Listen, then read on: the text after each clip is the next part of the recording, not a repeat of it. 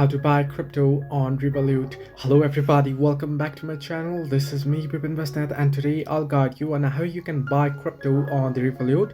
Now first things first, you want to sign up or log into the Revolut on the Revolut wallet. Once you do so, what you can do is you want to go ahead and open up the Revolut application.